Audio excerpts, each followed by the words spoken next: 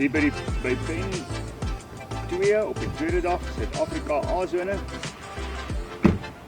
Sakkie en Andrei, hulle is ook die ouens wat deur die nag die beste, wel die enigste visse gevang het.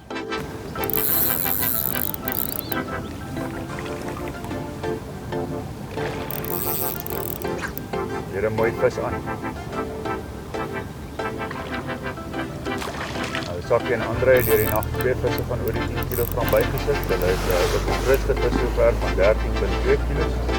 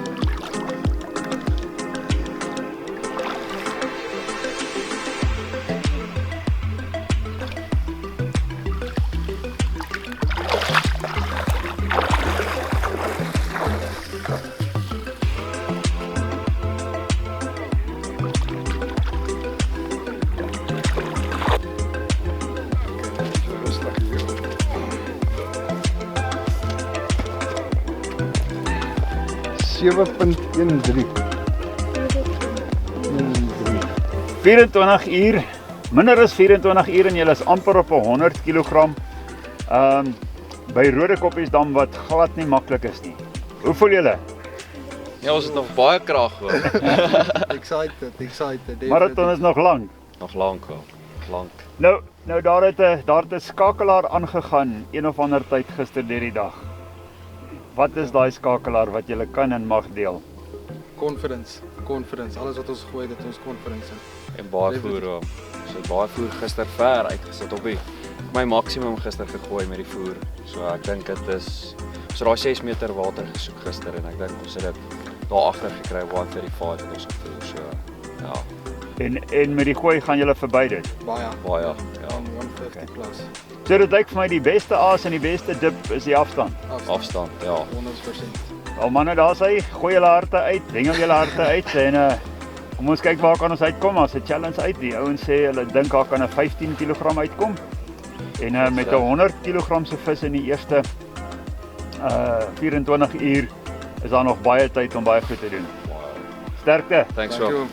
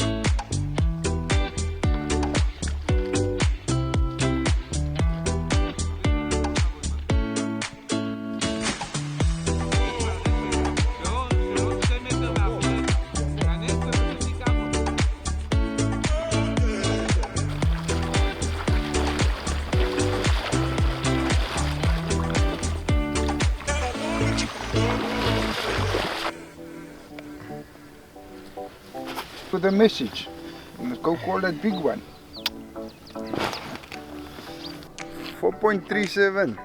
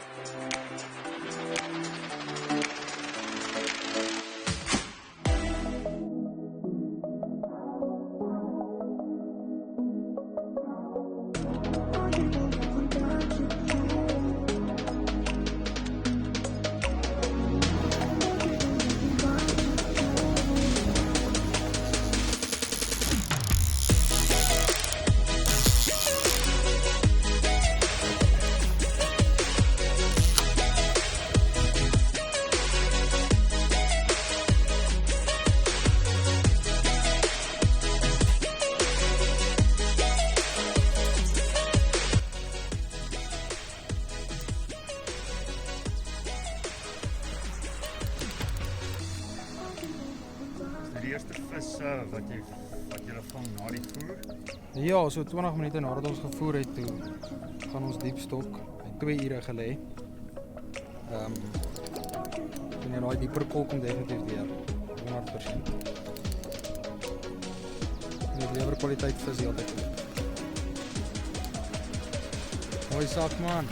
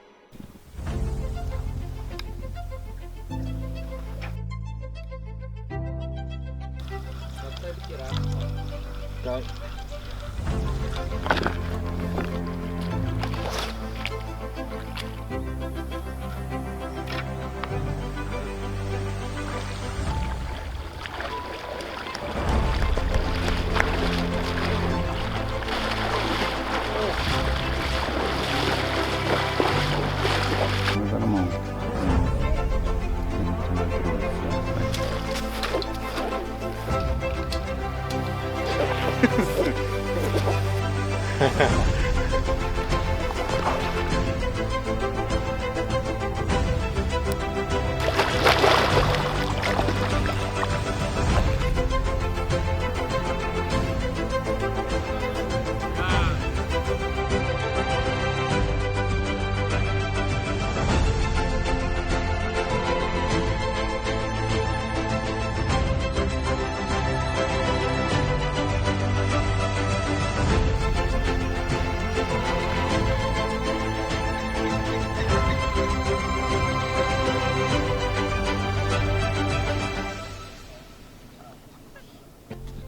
Your teammates in A sector is obviously now hitting the big fish. They have weighed in 4 fish in excess of 13 kilograms, and you are still in the smaller fish. So from what they are doing on that side, the instructions from your management team and your change in plans, is there any change? How do you relay the successes of A sector to what you're doing at the moment?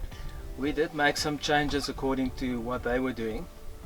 So they gave us information on their hook presentations and baits, and also the flavors that they're using. We applied it, and we did get fish on that.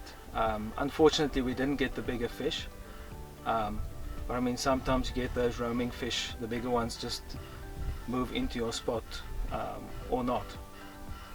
So in terms of strategy that you can share, what changes have you made, and what changes have you made, and what is your main aim at this stage from a strategic point of view? Initially, the first change that we did make was to increase the casting distance. We were fishing maximum distance. That gave us a few fish initially, but this morning the fish definitely came into the, well, I would say the closest spot where we fed, and yeah, we got a few fish there. Unfortunately, we also lost a few in a snag on the right hand side. Tell us about the snag. What is happening bites there? Let's just stick to the snag for the moment. Yes, I know you're stuck to the snag, but yeah, there seems to be a big rock to the right hand side of our swim, and every fish that you pick up swims towards that rocky area. So what we started doing is, the moment you pick up the fish, you just hold the tension as much as possible, hold the rod tip as high as possible, and move to as far left as you can in the swim and just bully the fish to get it to the surface. Vanna, I think we used to Bloemhof Dams fishing where every 5 minutes you catch a fish. So this is different to it. Crisco's got a lot of experience in this type of angling. So I think it's, not to rush things. That's very important.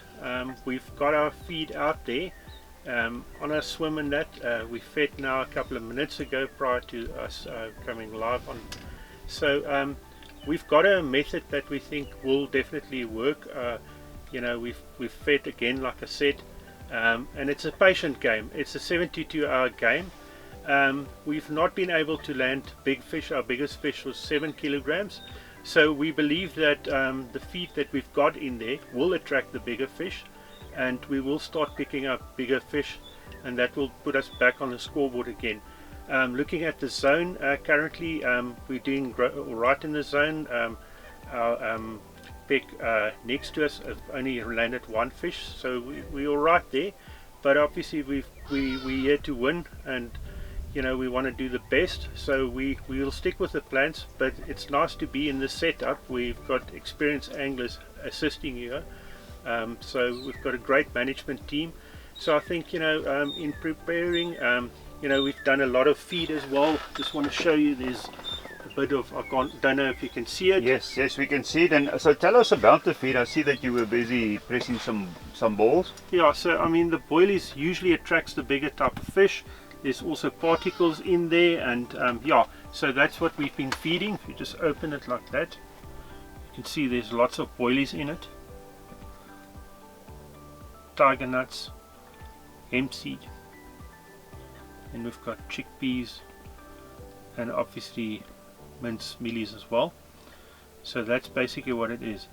What we'll do is with the balls, we'll sling it out, and then if you look at this type of thing, what we'll do is we'll throw some, we've got some bait attraction that we put into the spom as well, so we'll spom that out.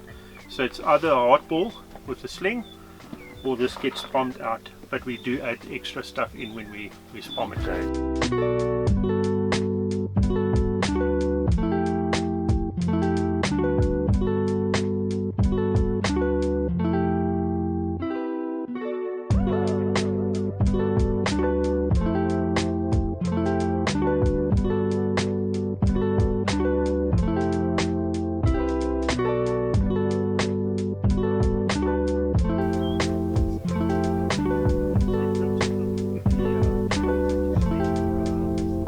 Got a tiger nut that's skinned.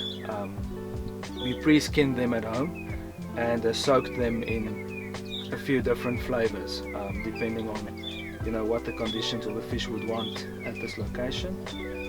And then we've got half a pop-up just to get it balanced. So what's nice about this rig is the hook would lay flat on the bottom, the pop-up would make it semi-buoyant and keep the bait hovering like this, like a wafter setup. But why we prefer this setup is because of the distances that we need to cast, there's no chance of getting any tangles on the air. So this is pretty much tangle free. The other advantage of this is it's one of the few rigs that can reset itself after a fish has picked it up and it wasn't hooked. So if the fish would suck it in and spit it out again, it would just lay the same way again as it fell initially on the bottom. Yeah, so here's some of the skinned tiger nuts that we skinned at home. So we skin them in advance, put them in the freezer, and that way we keep them as fresh as possible.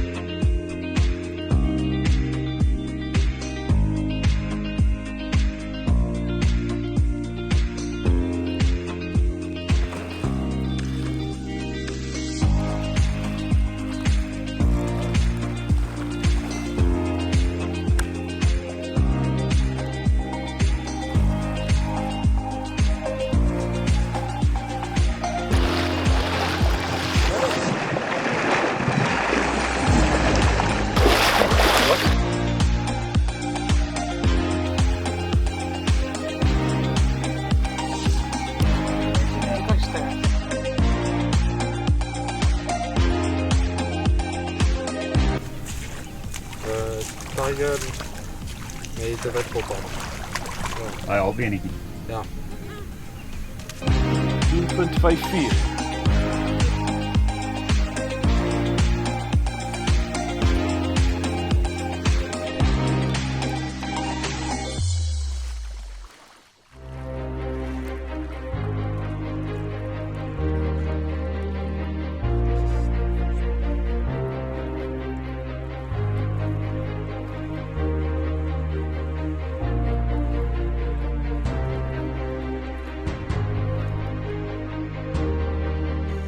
Getting into the things. Oh, I'm still here. No, it's nice. Now it's actually the nicest weather. It's not too cold, not too hot, and there is some bites, so we are cool. And I hope that it's not a catfish. Good cat. Yeah, we caught here a catfish. Actually, in Israel we have the same type of catfish. So basically we call it South African catfish. Because Well, they're then you must call it barber. barbar. Because it's actually the European type, he's more a predator. The South African catfish, from what we know, it's eating everything, so it's not. Scavenger. Yeah, But it's a predator as well. It does eat live bait, but it scavenges more. It's everything. yeah. So we'll see. So it was around 5 kilos then, but we don't like them. They also get big here. I want a big carp, but I doubt that this is a big one.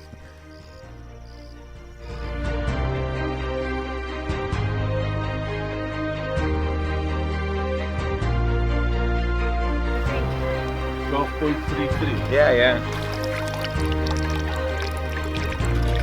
The old guy or the prettiest guy?